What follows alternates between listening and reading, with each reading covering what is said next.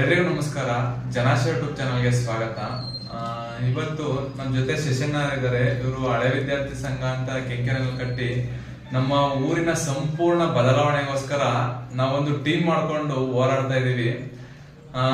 ನೆನ್ನೆ ನಾವು ಈಗ ರೀಸೆಂಟ್ ಆಗಿ 1 ತಿಂಗಳು ಹಿಂದೆ ಕನ್ನೇರಿ ಮಠಕ್ಕೆ ಹೋಗಿದ್ವಿ.